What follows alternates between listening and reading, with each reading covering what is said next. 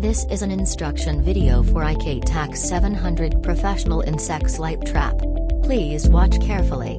If you have any questions, please contact us. Thank you. Step 1. Open the casing.